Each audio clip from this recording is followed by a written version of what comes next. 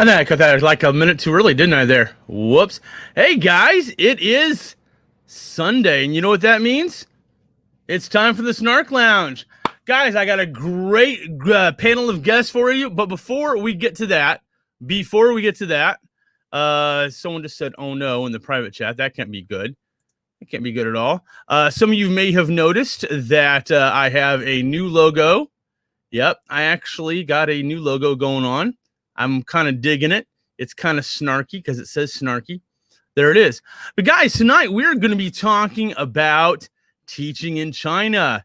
I guess that was going to be part 2 because we kind of talked that before. We never really kind of got in the groove. So fortunately, I've got some great teachers. And of course, let's get right to our guest. First and foremost, I want to welcome back to the stream. It's been too long. my better half. It's Bunny. Hello. Hi. So where are you? Where are you tonight? I'm in the hotel to start my 14 days quarantine in Shanghai. She's back in Shanghai, but I still can't see her because she is in quarantine. I call you every day. You say you cannot see me. Where's your eyes from? So I need to do like, some Mission Impossible thing, where I crawl through a gutter and pop out of the ceiling and drop down on a wire, and that's not going to work. But okay. There we go. So, hey, SnarkyGuy's in the house. Stria's like, yay. So I also want to welcome the man, the myth, the legend. You know him. You love him. It's Austin. Yo, what up? What up? I'm trying to get everything set up. I am moving as close as possible to my router because my internet is no good. Yeah, my internet usually. You go first, Money. What was that? So I thought Austin was trying to cover his guitar, so I'm moving. I'm trying to make it a little nicer. I'm trying to make it a little nicer in this shot. So there we go. We'll get there. There we go. That's all right. That looks pretty good. Yeah, it's always Sunday night that my internet decides it's going to suck donkey balls. So, fortunately, I reset the computer, reset the router, and knock, knock. We're hoping everything works out good. Speaking of work out good, let's get the man Rojo in, and he's got a guitar too. Oh, hey! Guitar players unite! All right. Nice. I think your microphone's muted there, buddy. Or did you mute him? I don't think I muted him. It says, can't unmute your guest. Their mic is not connected. So, Rojo, if you can hear it, it says your mic is not connected.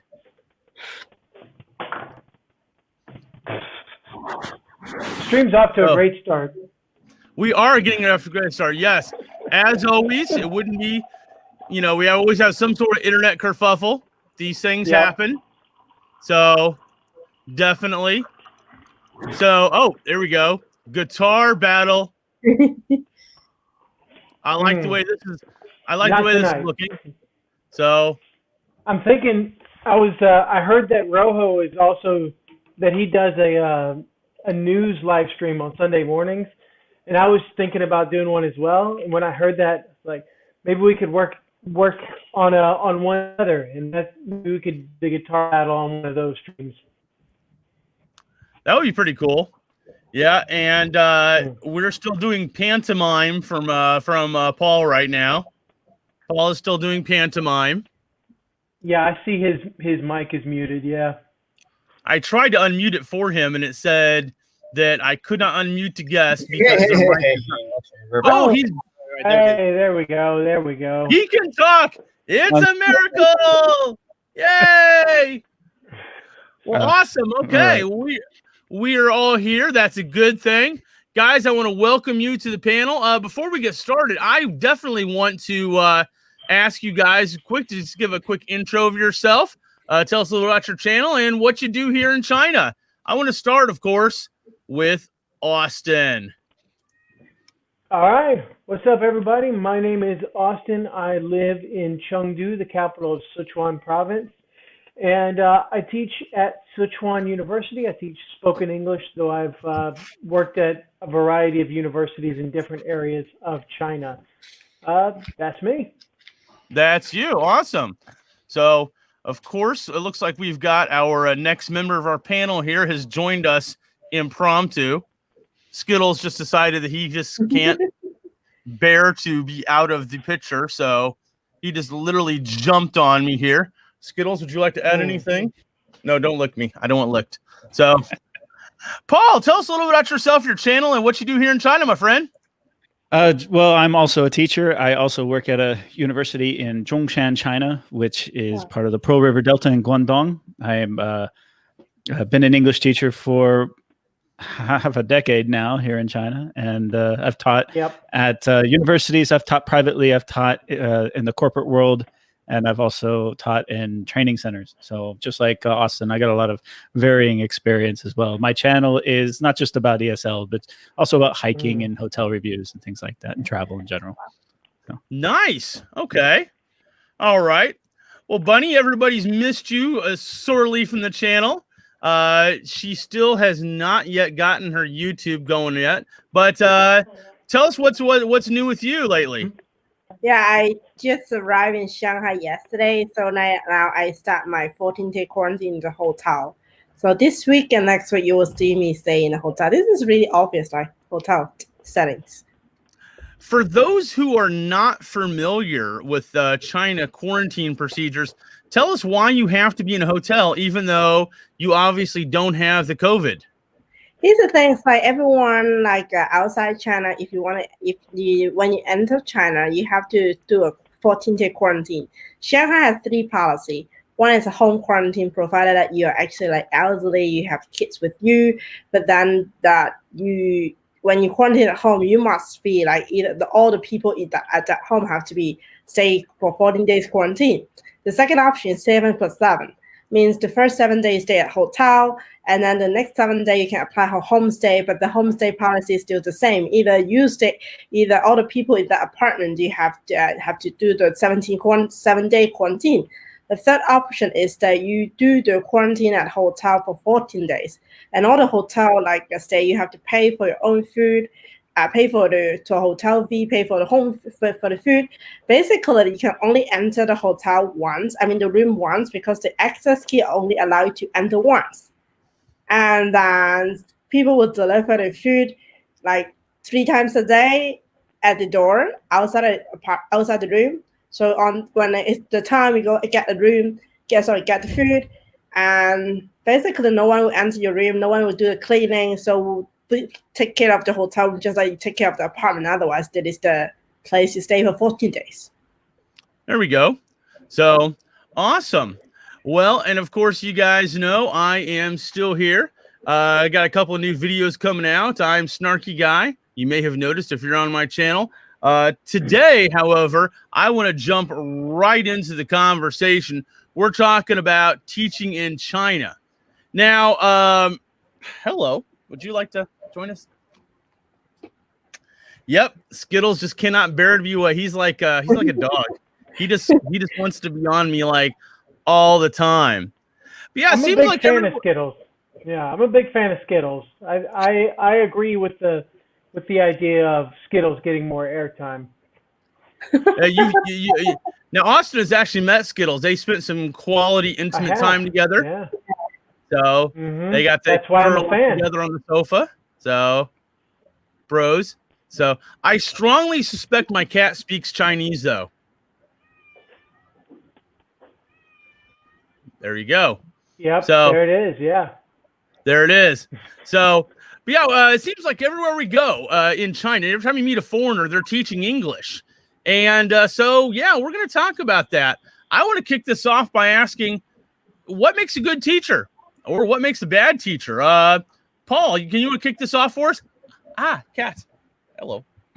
He just jumped right in my. Ow. Sorry, you always give me the hardest question straight out of the bat, and because that is not an easy question to answer. It really isn't, but that's the thing. If it was an easy question, well. Okay, well, I guess there's different types of teachers. Obviously, we're all English teachers, and you asked the question, why are there so many English teachers in China? Well, it's because there's a huge demand for it, especially native English teachers. Coming here, when you get a Z visa, you have to get a foreign expert certificate. So basically, it's the Chinese government's way of ensuring that there's enough jobs for the local population. They cannot have a that's why most foreigners in China are English.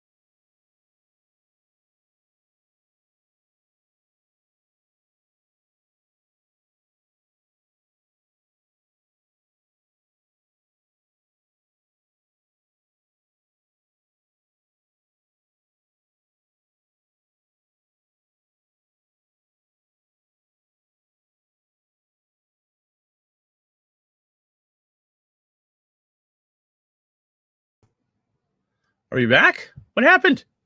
Where did we go? No. Are we back? We are back. Yes. What Right. happened? I That don't know.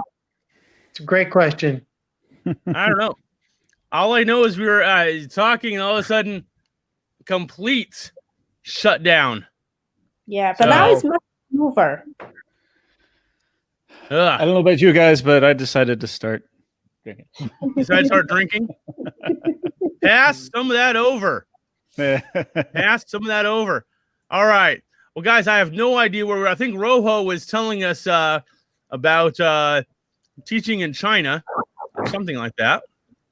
I just mentioned you asked me what makes a good teacher, and I said, well, there's so many different things that make a good teacher.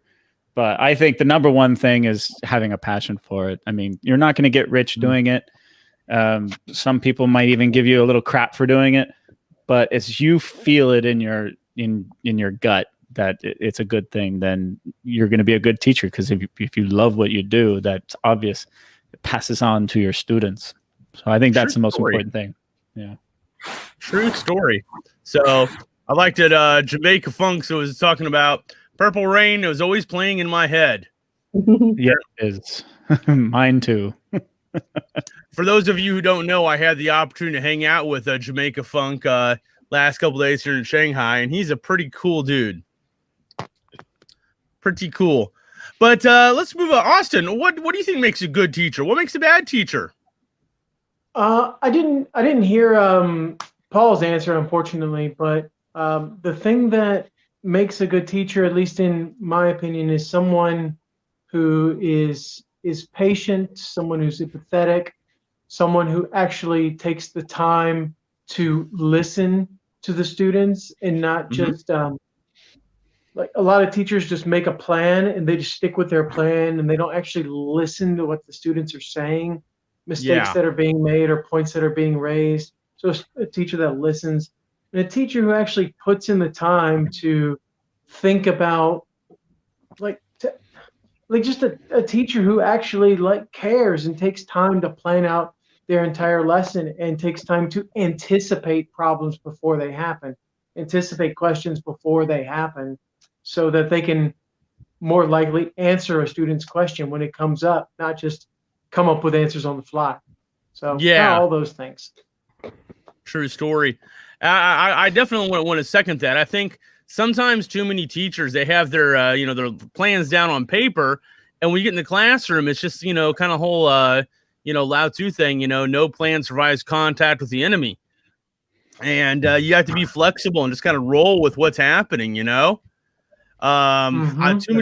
many times I've gotten in the classroom and I've had a great idea on how things are going to go, and it's just taking that hard left and gone from there. So Rojo's taking selfies. I gotta prove to people that I'm actually doing something right now. So we can always just take a screenshot of the screen, right? Okay. Yeah, yeah. Good, dude. I'll talk to you after. There we go. So definitely. Well, I want to ask, what do you got, Bunny? I want to get some input on here. I know you don't teach English, except when you teach me. What do you think makes for a good teacher, and what makes for a bad teacher? Okay. I would say from as a student perspective, because in Asia, especially in Hong Kong and China, people will only teachers only take repeating the content from the book. Basically, just I'm not saying all, but some of them, just are readable books. So it's difficult actually for us, especially when I was in junior school. I read all my textbook is English. So it's actually, can you expect a 15 to 17-year-old students that read a full textbook that expect to be a native speaker to read it? We don't understand it, but then the teachers just repeat the content. So how can we expect to understand and interpret the content? So but if we actually can meet a teacher who really can actually teach us, not the things not the English on the word written on the book, but really teach us the concept, the theory, the understanding, the meanings behind that. This is what I expect is really a good teacher. because I really want to go in and learn the things, not going to just get someone to read the English for us. There we go. Absolutely. Yeah. So, all right. So, guys, I mean, I know everyone here is an English people, but English speaker, English teacher. Wow. I can't talk today, apparently. But specifically, what do you teach? Do you teach ESL, native speakers, classic literature?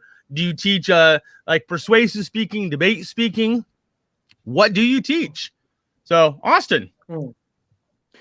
So I think like a lot of foreign teachers in China, I've taught kind of a whole range of things. I've taught just all the ESL skills from speaking, listening, reading, writing. I've taught all of those. I've taught culture classes. I've taught debate classes. I've taught rhetoric and composition. I've taught world history.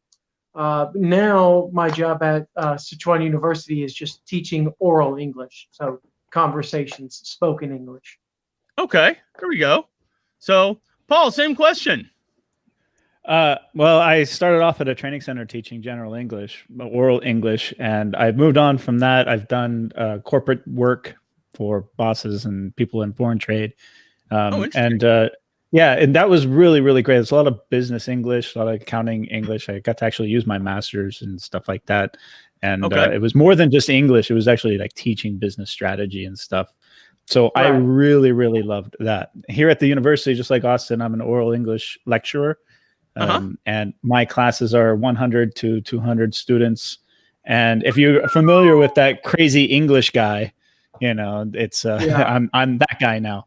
So it's a lot of choral. It's a lot of choral drilling. They're not English majors at the university here that I teach. It's all general English. And Austin, you talked about in your last video about how they range in their abilities. Some don't know any English, some are almost native. And the real challenge for that is because you almost have to teach to the lowest common denominator, otherwise they're not going to get it. But then you also have to make it interesting and also challenging enough for those good students. And in a mixed class with mixed majors, that is the biggest challenge, is coming up with these lesson plans and these programs so that you encompass all the students in all the classes. It's not easy. It's a lot more work than most people think it is. There we go. That's right. You got to find lessons that are like universal that can be kind of grabbed onto by everyone. Not like these dummies who do like lessons about like sports or like art or things like that. Like half the people in the room don't even care about sports. Most people don't probably care about art. It's not useful. And then, lessons that can be differentiated, having different activities for different levels, or like telling higher levels to focus on this skill, lower levels to focus on this skill. Like it's a tough balancing act. So it really is. Being a teacher is it can be easy. It's easy to be a mediocre teacher, but if you want to be good, if you actually care, it's tough, man. It's really tough. There we go. Yeah. Got a couple of super chats I need to get to real quick. Straya says, what about, he says for Bunny, it's a question for Bunny. If you transfer to another city, do you need to quarantine again? If you say the city, actually, it's within the border. You don't. But then what I understand is that most of the people, they will do their home quarantine for like a volunteer, just like for kind of a precautions. Even the government doesn't need it to do it, but then people just stay. Like my colleague will choose to stay at home for 14 days if they actually travel back from another city. So it's more like volunteer. Volunteer. And they are treating Hong Kong as a separate country as far as that's concerned, right?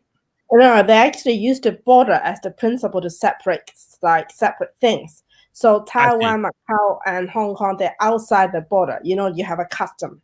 So that is they consider it's outside the border. Then you have to do the 14-day quarantines. Except for Macau. Very smoothly said. Dr. Death also says, have you ever taught a lesson you don't agree with, or possibly something where the curriculum went wrong? If so, how do you deal with that? That's a great question right there. Who wants to jump on that grenade? I mean, I'll jump on that. So I think it depends it depends all on the institution that you work at. But I think generally speaking, when you're given a curriculum at a let's say a public institution, so a public kindergarten, primary school, middle school, high school, university, you're given a book, and then the school says, feel free to use this book. If you don't want to, you can use your own materials, but just stick with the topic of this particular unit. Or they'll say, just do whatever you want. Like my university, they give us the book and they say, you can use this if you want to, but like, we don't care. Teach whatever you want.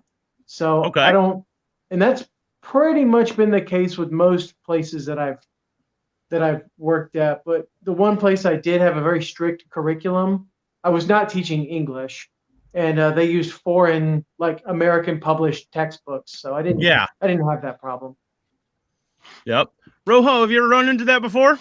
Never. No. That's I've pretty much been on my own to teach my own lessons. When I did have a curriculum, obviously that they're pre-approved.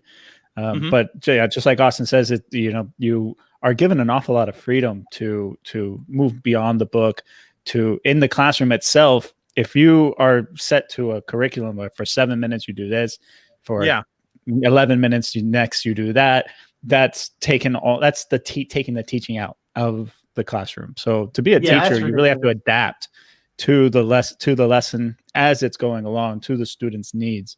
So I've never been put in a position where I'm teaching something that I disagree with.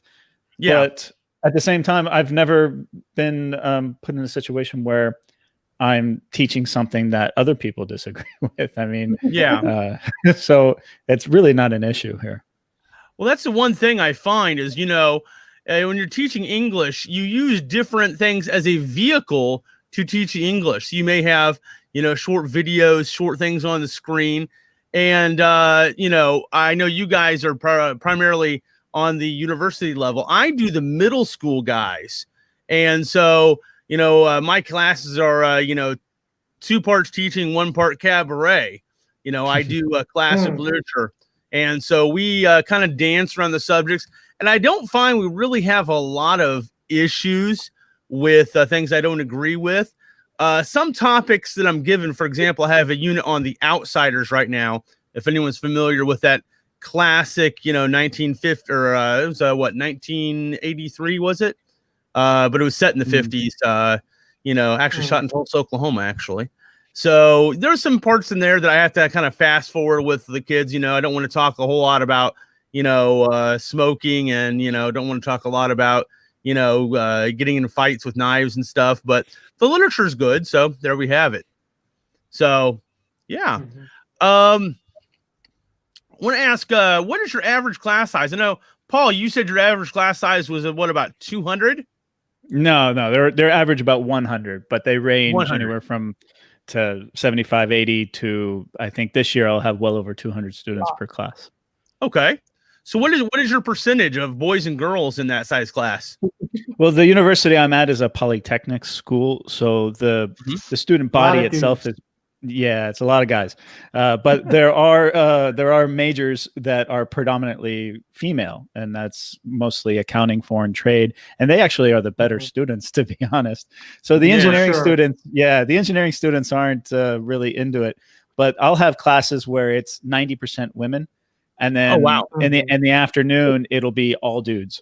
So and then there will be other ones that are mix and match. So how do you find the same material relates to the boys and girls? You said you thought the girls were better students? I do. So again, it goes back to trying to find topics and make your curriculum so that it's balanced for everyone. And that's always been the challenge for me since I got here.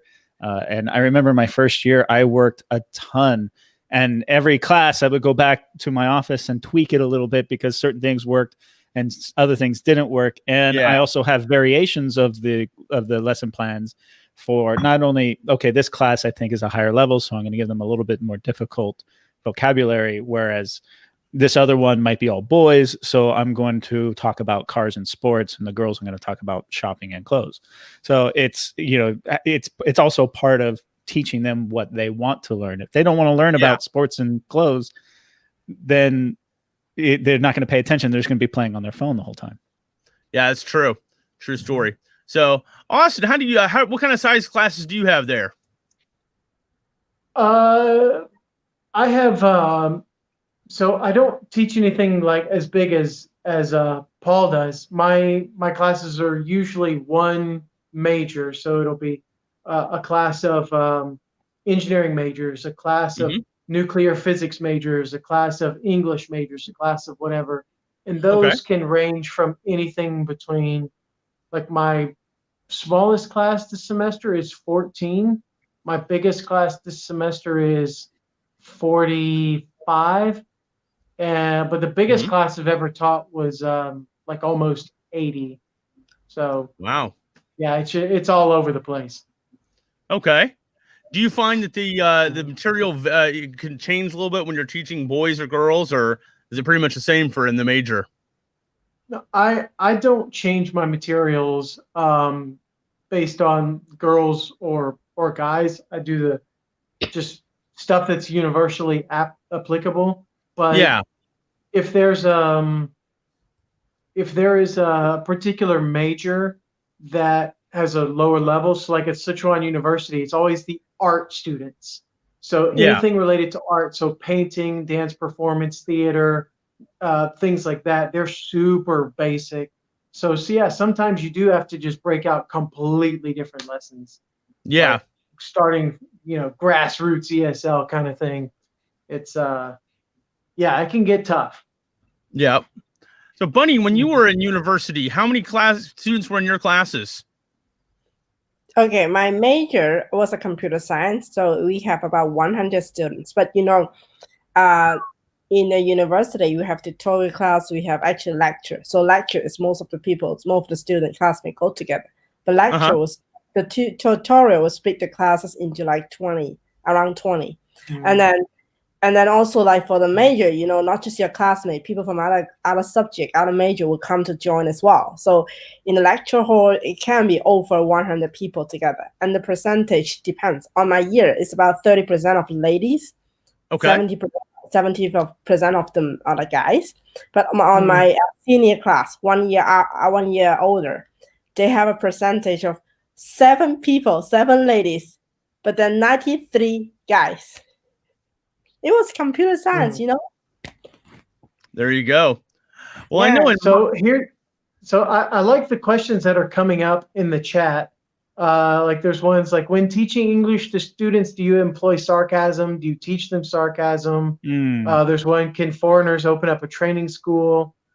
Things like these are good. So talk about some of those there. How do you employ sarcasm? I don't. I don't. I don't do it. Yeah, I don't either. No. you generally it causes way too much confusion in the class. Now you see, right. I'm gonna answer this, but I'm gonna take about a half step back here. My classes, someone said their smallest class is 14. My biggest class is 14. Right. I normally have a class between 9 and 14. And this is a classic literature class. So we start off with literary terms, alliteration, motif. Sarcasm is one of these. We definitely do teach because we're going to be using this to evaluate different,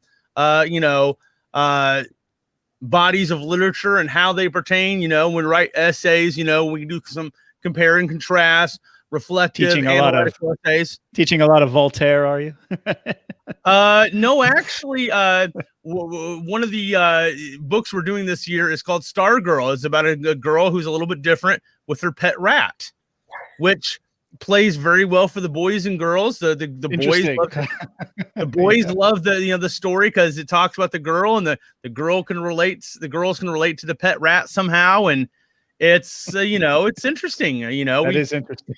We do some classic John Steinbeck, The Pearl. We're doing we're even doing a little bit of Shakespeare. I have a poetry portfolio we're doing where we are writing poetry inspired by classic pieces of literature. And so these literary terms really do come in handy.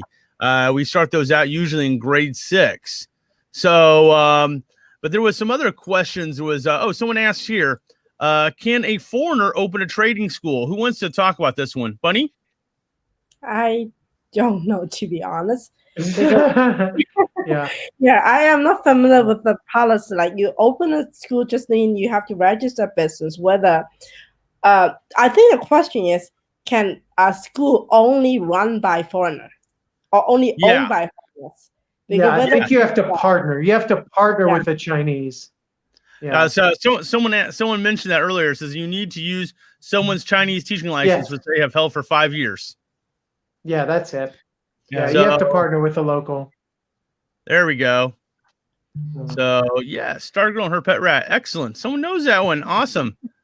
So, but so what do you think is the challenges associated here with teaching some of these classes? Paul, talk to us about some of your challenges. I think I already talked about my biggest challenges was just trying to find the topics and then extrapolating a full lesson plan, a topic that keeps the students engaged. My teaching hours are 45 minutes per class, and then you put them back to back. So 90-minute total lesson plan. And I see. 90 minutes is a long time for an English class, especially an oral English class. When many of the students, that English is not their major, it's compulsory. They have to be there. So keeping them engaged, entertained, and also trying to give them some value for their time that's being there. That seems to be the biggest challenge for me here at the university. When I first started, when you had these large classes, you'd have, 5 guys sitting in the back, falling asleep, doing their homework and for another class, or even playing video games. I saw one guy watching porn in the back, So it's incredible what they do. They'll lie down and stuff. And I would get very frustrated with that and call them out and stop my class. And I have had to learn to pick my battles, and those 5 students, that's the big thing, is you're going to have to focus on the students that are working or trying hard. Maybe if they do get to their phone and they start chatting a little bit, re-engage them. But you're always going to have a certain percentage of the students that just don't give a flying, And those students, you have to, I hate to say it, but you can't let them ruin the class for everybody else. And I still struggle with that in my classroom, is turning that switch off. Yeah. So, also, what do you say some of your challenges are? Well, I mean, luckily, I don't have a lot of discipline problems. That's a good thing, because that is good. It does depend on the place that you work at, because I work at Sichuan Uni is the top 15 uni in China. It's like top of the it's like an Ivy League equivalent school here in China. So my students tend to be very, very motivated. So I don't generally have that problem. My problem is it's always time management, because some of my classes are 45 minutes, just 45 minutes once a week. Yeah. So that's a really short amount of time for one English class for non-English majors. So, having to get a lesson where you've got, a lead in, a warming activity, feedback, and then, if you do a PPP lesson, you present new stuff, have them practice it, have them produce, and then feedback at the end of it's so hard to balance that time. But this semester I have honor students, which are 90-minute classes, and it's just so easy. 90-minute classes are so easy because you just let them talk. Just let them talk, and you listen and you give feedback. So for me, it's always just time management is the hard part. That's the easier thing for you to do, though. Yeah. That's much easier for you to do, Austin, because you have smaller classes. You can put them into groups and you can monitor them from a distance. That's right. I'm a showman. I have a microphone and I'm I'm not singing and dancing, but I might as well be. I have this one lesson that I play a game show host, and I do Price is Right. It's a lesson about numbers, numerics, and alphanumeric type stuff. And half the class, I'm the game show host, and hopefully they get some. It's a very engaging class, but I can't put them into groups. And then because they're not gonna speak English, they're gonna speak in Chinese, and they're gonna gossip, and they're not gonna get anything out of that. So I have to focus all on choral drilling is pretty much all I have. And then my feedback, my listening is them in a choral coming back to me. So my pronunciation is not individual. It is on a class basis. It's not easy. It's really difficult. There you go. It's like two totally different jobs. It's two completely different jobs. Yeah. Mm-hmm. So, Paul, when you say The Price is Right, is that Drew Carey or Bob Barker? Bob Barker, of course. Good Lord. Oh, okay. Thank you. Thank you. We're gonna have to push you off. Sorry. Okay. Yeah. There we go. Yes, please spay neuter your pet. At the Drew end of this class. Carey, come on. Come on. Yes. Well, I have to say though, as far as mine, the biggest challenge I have in my classes is this bad boy right here. Yes. This bad boy. Because technically speaking, my students are not allowed to have phones. So they collect them at the beginning of the day. But funny thing, they have a decoy phone. They have a decoy that they give, their home teacher, and later they pull it out. They're surfing all over the place. I mean, sometimes they're even surfing the naughty pics, and I'm like, guys, you're on the school Wi-Fi. They know what you're doing. Come on, you geniuses. You Shakespeare wannabe. But and of course I occasionally, being, middle schoolers, I've had some issues this semester with some drawings on my desk of, let's just say, rocket ship. I heard that you say that last time. Yeah. And it was like bushes and berries kinds of things. Oh. Yeah. Yes. Jordan, true story. Yeah, you know who did it too, don't you, Jordan? You know who did it. Fess up. He knows. So that was one of my 8th graders right there. So rocket ship. Oh. So in any case, moving on. There's some difficulties, but I want to talk about your typical lessons. Austin, walk me through your typical lessons. What's it like, man? Typical lesson. Yeah, difficult question, isn't it? Well, So there's no typical lesson because you have to think about, like, at what point in the semester are you in? Like, what are the levels of the students? What's your target? So it's either going to be like a PPP, present, practice, produce lesson. Okay. Just present something new to them, a new type of language, have them practice it, and then have them use it in an activity later. Yeah. Or you have like a task-based learning lesson where, like, one that I've done is I say, design your dream vacation to a country overseas, and they go on the internet and they figure out where to go, they budget it, they create an itinerary, they do all this. So that's one. I have my my curriculum pulled up actually. Let me see. My one next week is about small talk. So they have one about complaining that I just made a video about, actually. Descriptions, presentations, unpopular opinions, telling a story, relaying an anecdote, describing a book, movie, et cetera, et cetera. So yeah, it's hard to describe a typical lesson. It's a hard question. That is a hard question.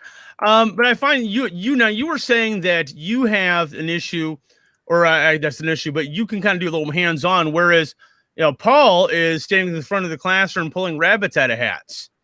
So yeah, it feels like sometimes. Yeah, it is a little tough, but I'll speak to it differently, though. I mean, I also have worked in the training centers and privately in the corporate world. In the corporate world, it's very more focused on what the student needs. So you do an evaluation, and if their pronunciation is what they need, if their writing is what they need, then you focus on that. But going back to what Austin is, the typical class setting, I would say, would be input, then controlled practice, like gap fill, things like this. And then you do less monitored practice where they interact using the information that they were given, free practice, I think they call it. And then review. Practice, But one of the things I always do in my class is idiomatic language, because I love idioms. I think it's very important. And in English classes, whether it be training center or at a university, they teach general English. But the students often come and say, they show me a clip from a movie, or, they reading a book. They say, what do they mean by this? And I said, well, that's very idiomatic. And they said, what does that mean? So I always end my class with 2 or 3 idiomatic phrases based on the topic. And that's a great way to end the class, because it's interesting. It's fun. The students really enjoy it. And I think they get a very good understanding of the etymology of these idioms, where they come from. And so it also teaches them popular culture. And so when they go back and they watch TV and movies, they can have a better understanding of this. One thing I want to do, though, is when you watch PG-13 movies or rated R movies, there's an awful lot of sexual innuendo and dirty idiomatic language that they have no idea what it means. And they're always coming to me with these dirty phrases, and I struggle trying to explain what it is. So I almost really want to do phrases. That too, all kinds of things. Especially Western humor is based around this, right? So what I want to do is maybe do like an English corner where adults can come, they sign a waiver saying, look, we're going to talk about sex, we're going to use dirty language, we're going to get very, very graphic, and then I'll teach them some of this more interesting stuff. I don't know if that would fly in China if they let me do that, but there definitely is a demand for that. Sometimes I have to get into those as well. Got a couple of questions I want to get to here today. Straya says, do you have any children with special needs or children with disabilities? Also, may I ask, do you guys have qualifications working with vulnerable people? Only you feel comfortable to say.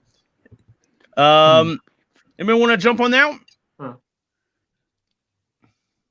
I mean, I taught a really supremely autistic kid when I was at a training center, but at the unis I don't see a lot of like special needs stuff, so I don't have any of those qualifications. I have like a TESOL and a CELTA and a TKT and all those kind of things, but I've never heard of that WWWVP. Don't have that.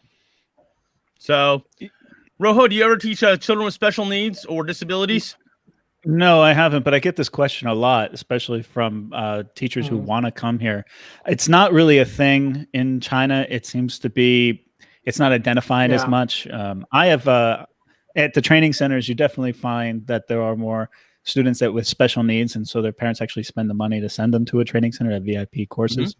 But I will also say I am very, very dyslexic personally. And I made a video about being a dyslexic English teacher, and I see dyslexia in my class all the time. And but because I am dyslexic myself and I went to school, learned how to do this, I can identify those students and give them the special attention, some tricks to help them move along. So, but other than that, I don't think anything is really identified. Now, while I know Bunny is definitely not disabled, she told me that, and you may want to explain this, Bunny, when you were in class, they said you had to be sitting for the front of the class because of you were a little shorter than the rest of them. How was your experience with that?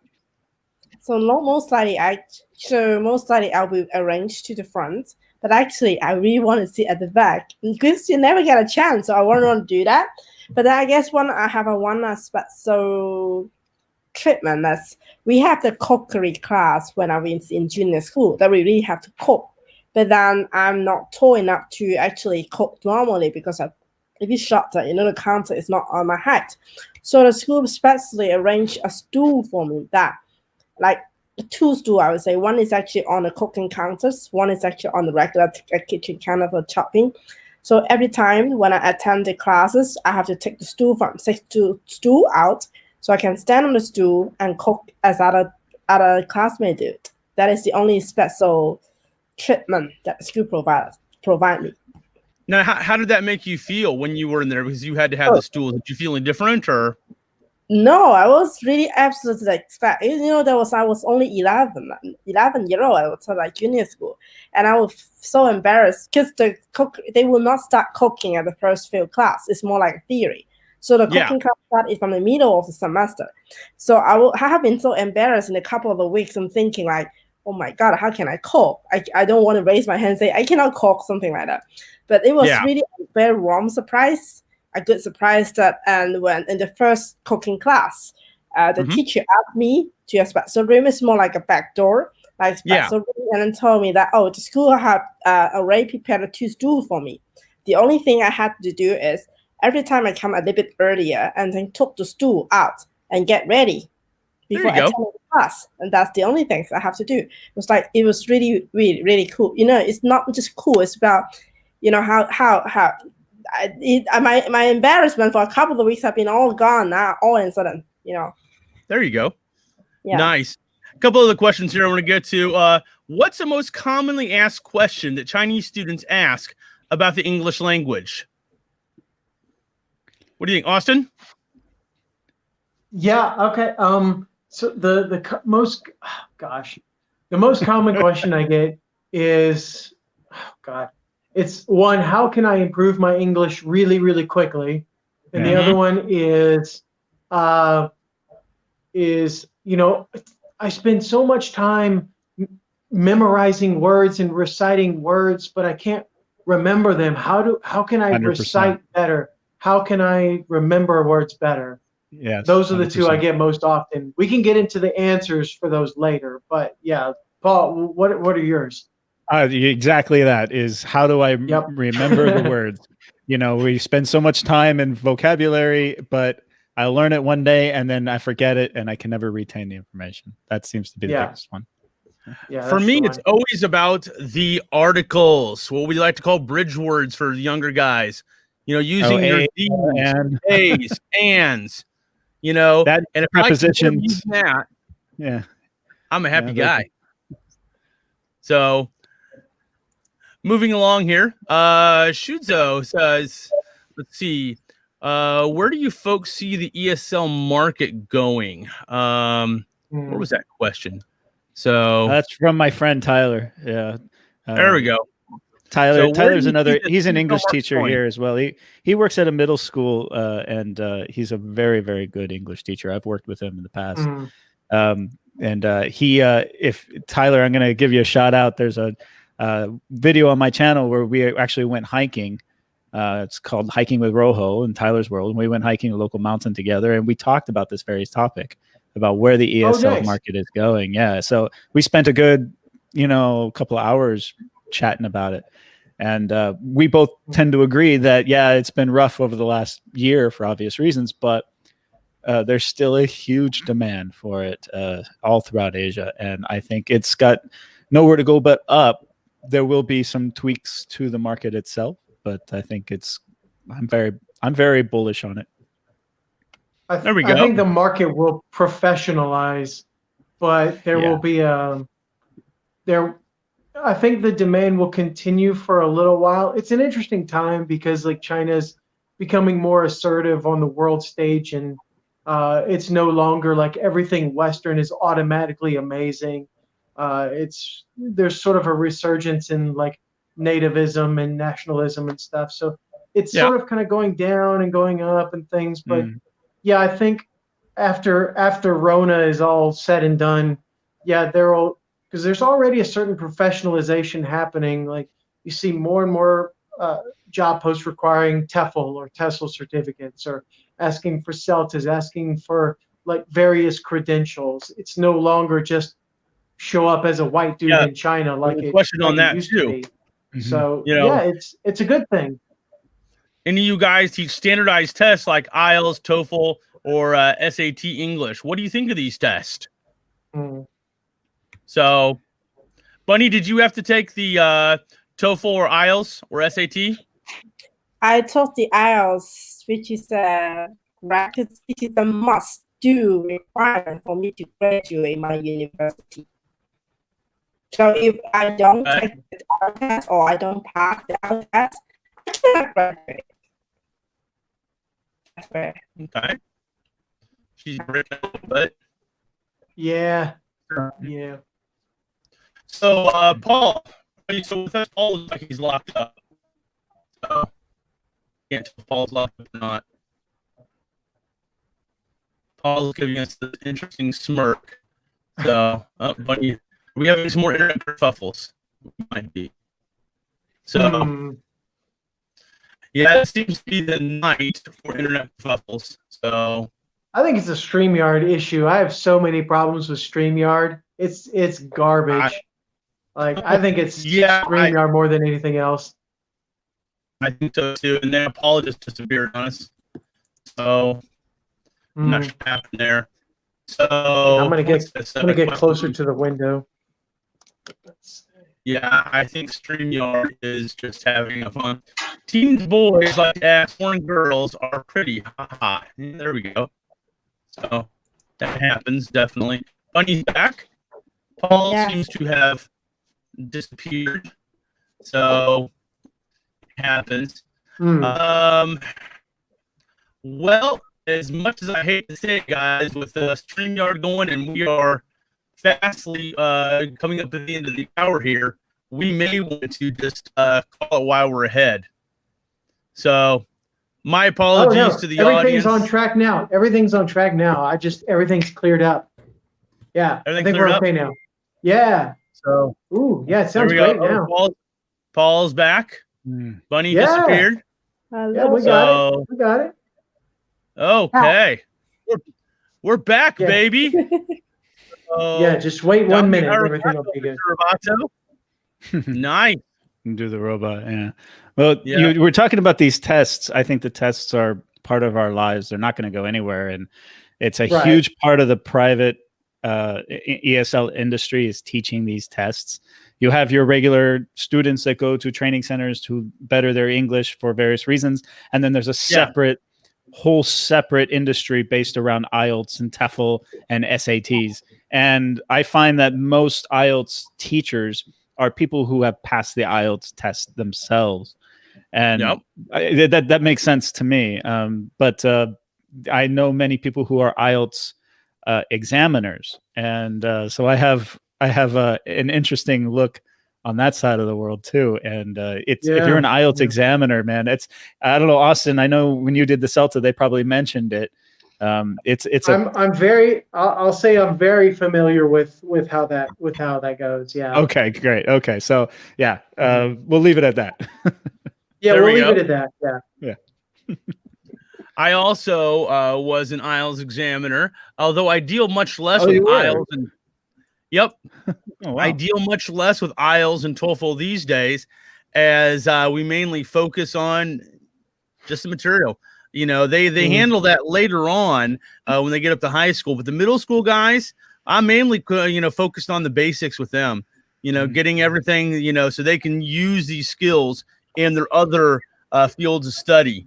You know, getting their essay skills polished up real good. Yes.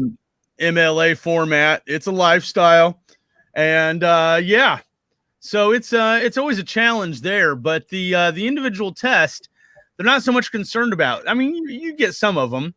I have one girl, her dad has already bought her an apartment near Cambridge in the UK, and she's in 7th grade. And so it's more common than people realize. It's very, very common. It really is. It really is. But I had a couple other topics I wanted to get to, but guys, you know what else? Try to keep this to an hour or so, and with the internet kind of coming in tides, there's no telling when it's going to go out on us. So I want to see if we can break this up. Final thoughts, Bunny, break us down with some final thoughts on this topic. So here's the thing, right? I mean, to me, I sort of have teaching experience, but what I will be still is, I'm really glad, and I'm really if at the time can go back, I really wish like Paul and Austin could be my teacher when I was small. Oh, that's so sweet. But I cannot change the time, so that is really like because when I was a kid, and at the time of education is more like just delivering what the books told you. We'll never consider whether you really like interest in the topic. rather like you really earn something or learn something, because more are like exam different. I guess time change plus that like Paul and Austin I grow up in different culture, so the teaching to them is different. It's more like a learning. So that is something I really thinking, like if the time can go back, I wish they were my teacher. I'm not saying my teacher were bad, but just like different kind of way of teaching, and that is what I would hope that I can have more. Yeah, there we go. You know, she didn't say she wanted me to be her teacher. I noticed that. I was going to say it, man. Of course, if I was her teacher, that would make our relationship super illegal, right? So that's probably why she didn't say that, right? Yeah, let's go with that. Yeah, we'll go with that. Break down. Paul, give us some final thoughts on the topic. I also want to hear what's happening in the future on your channel, my friend. I am a proud English teacher. I think the ESL industry, not so much in China, but in general, around the world, has kind of got a bad rep over the last couple of years, or last couple of decades, really. But just like Austin said, it is professionalizing very, very quickly, and especially here in China. And those of us who have been here a while and doing this and love what we do, we see the good, the bad, the ugly. They come and they go. But we really love what we do. We're not getting rich doing this. It is a lifestyle choice more than it is a money-making endeavor. And so we're all very passionate about what we do. Of course, on my channel, I just released my latest China Randoms volume where I talked about the pool party in Dongguan. And many people have been asking me about that, so you can check that out. And of course, because it is the Golden Week, I just got back from a big road trip, so I got some hiking videos coming up soon. Nice. All right. Austin, I want to hear your final thoughts on the topic, and of course, what's coming out in the near future on your channel. Final thoughts, I would say, if anybody's interested in teaching English at all, or especially if they're thinking about coming to China, I would say, especially in China, if you're looking for a teaching job, you can afford to be picky, especially if you've got those qualifications. You don't need to take the first job that gets offered to you. And, get yourself a CELTA, get yourself some kind of TESOL with a face-to-face component. Don't do this online stuff. The face-to-face classes will give you so much more information. If you want to read something, Learning Teaching is a great book. Learning Teaching is good. Look up the communicative method. That's really the way to go. The communicative Kagan strategies, flip classes, things like that, right? There you go. There you go. Yeah. And I would say that. And as far as what's coming out on my channel in the near future, I don't have any plans. I was going to do a live stream this morning as sort of a preamble into this topic. I was going to do a stream about me planning a lesson and just talking you through my process. I may do that tomorrow morning. So apart from that stream, I don't have any plans. There we go. Bad answer. All right. Well, final thoughts on the topic. I mean, one thing, and I think it kind of goes without saying, but it doesn't get said enough. If you want to be teaching, you should generally like kids. If you don't like kids, you shouldn't be doing it, because you got a lot of hands-on time. I always like to say teaching is, 50% out of the book and 50% pulling it out of your backside. You just kind of have to go with what happens in each individual class. I generally like kids. Well, most of them. Like anything else, you have some that challenge you, and make you into a better person, hopefully. But yeah, so I generally enjoy what I do. I enjoy the challenge. I enjoy the results of that. And every year, I have to say that I enjoy it just a little bit more. As far as what's coming out of my channel in the near future, I got a stop action video. I've been stop motion. I know there's what's the thing? I just have one. I'm talking about some camera stuff, and I did the whole stop action. Took me forever just moving each individual lens around and snapping it from the top view. So that was a lot of fun. So it should be something interesting coming out this week. beyond that, I want to thank everybody for being on my panel, guys. If you were not already and you're watching this live stream, go out, subscribe to these guys. They definitely have good stuff coming out. And as always, guys, always carry your carrot and sardines. Smash that like button. You never know when you'll need it. Yes, definitely smash that like button, please. It helps the algorithm, helps all of us, and therefore YouTube may be just a little bit more magnanimous and show you our stuff on a more frequent video, more frequent time. Yeah, there we go. Beyond that, guys, thank you everyone for joining us. Thank you, the panel. We will see you guys next week right here on the Snark Lounge. Bye-bye. Bye.